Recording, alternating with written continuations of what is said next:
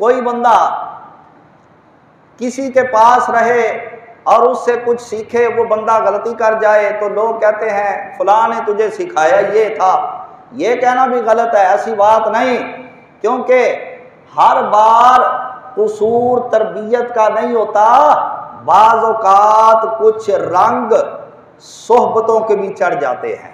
بندہ غلط صحبت کے اندر رہے، غلط اثر لے گا، وہ غلط طریقہ اختیار کرے گا، اچھی صحبت کے اندر رہے گا تو اچھا رستہ اختیار کرے گا، اچھے کام کرے گا۔ جس طرح کے بزرگ فرماتے ہیں کہ شاہینوں کا بچہ تھا، وہ جب چھوٹا تھا اس کی دوستی ہو گئی کوے کے بچوں کے ساتھ۔ اب کوے کی فطرت ہے، جہاں پر گندگی دیکھتا ہے اوپر گر جاتا ہے، اور شاہین یہ گندگی پر نہیں بیٹھتا، یہ اپنی پرواز اونچی رکھتا ہے۔ وہ شاہینوں کا بچہ جسے کووں کے بچوں کی صحبت میسر آ گئی بچپن کے اندر، اب کوے گندگی پر بیٹھتے وہ بھی ساتھ بیٹھ جاتا، کوے مردار پہ بیٹھتے وہ بھی ساتھ بیٹھ جاتا۔ ایک مرتبہ ایسا ہوا کہ وہ شاہین، وہ پورے کا پورا جناب غول ان کا پرواز کرتا جا رہا تھا، ساتھ وہ بچہ بھی تھا جسے کووں کی صحبت پہلے دن سے مل گئی تھی، تو ایک جگہ اس نے گندگی کا ڈھیر دیکھا، وہ اس غول سے الگ ہو کر اس گندگی کے ڈھیر کے اوپر گر گیا۔ اب شاہینوں کو بڑا افسوس ہوا کہ بچہ ہمارا، ہم گندگی سے نفرت کرنے والے، ہم اپنی پرواز اونچی رکھنے والے، یہ گندگی کے اوپر گر گیا۔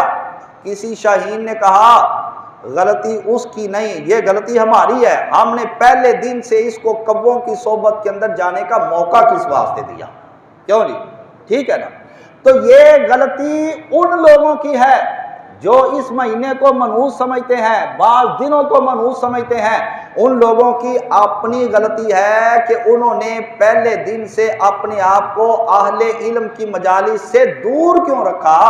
اگر وہ اہل علم کی مجالس میں آتے جاتے رہتے، ان تک دین کی روشنی پہنچتی رہتی اور دین کے احکامات وہ سیکھتے رہتے، تو ان کی زبان سے کبھی یہ جملہ سننے کو نہ ملتا کہ فلاں دن منحوس ہے یا پھر فلاں تاریخ منحوس ہے۔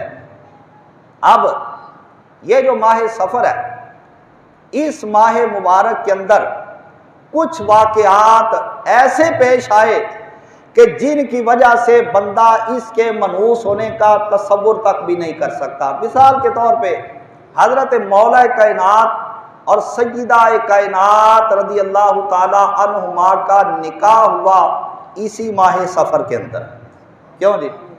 اگر یہ مہینہ منحوس ہوتا تو اللہ کے نبی کبھی بھی شادی نہ فرماتے، فرما دیتے بھئی علی یہ مہینہ ذرا گزرنے دو، اس کے بعد دیکھیں گے، یہ تو مہینہ منحوس ہے۔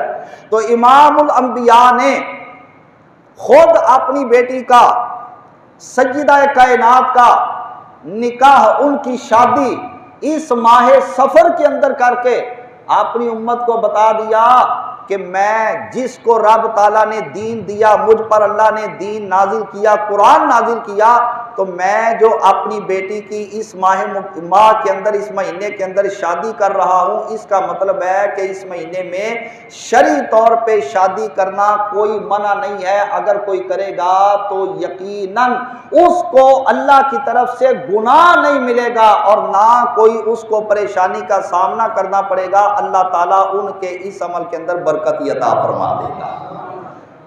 ماہ سفر کے اندر 7 ہجری کو خیبر فتح ہوا، اور اسی ماہ مبارک کے اندر حضرت خالد بن ولید مسلمان ہوئے، حضرت عمر بن عاص مسلمان ہوئے، حضرت عثمان بن طلحہ مسلمان ہوئے۔ 8 ہجری تھی، سفر کا مہینہ تھا، انہوں نے اسلام قبول کیا، حتیٰ کہ اللہ کے نبی علیہ السلام نے مکہ کو چھوڑ کر جو مدینہ پاک کا سفر شروع فرمایا، ہجرت فرمائی، وہ ہجرت کا سفر بھی آپ نے اسی ماہ سفر کے اندر ہی شروع کیا ہے، اور اس سفر کا نتیجہ یہ نکلا کہ مکہ فتح ہو گیا، اور پھر مدائن جس میں کسریٰ کا محل تھا 16 ہجری اسی ماہ سفر کے اندر فتح ہوا۔ تو اب ان تمام واقعات کے اندر میں آپ سے سوال کرتا ہوں کہ یہ جو واقعات ماہ سفر کے اندر پیش آئے، تو ان واقعات کے پیش آنے کے بعد آپ یہ فیصلہ کریں کہ کیا سفر کا مہینہ منحوس ہو سکتا ہے؟ وہ ہو سکتا ہے، کوئی نہیں ہوتا. اونچی بولو, ہو سکتا ہے جی؟ نہیں ہو سکتا. اس واسطے کہ یہ واقعات اس ماہ مبارک کے اندر پیش آنا اور واقعات بھی مبارک واقعات ہیں, تو اگر یہ منحوس ہوتا تو برکت ختم ہو جاتی. یہ مبارک واقعات ان کے اندر پیش ہی نہ آتے.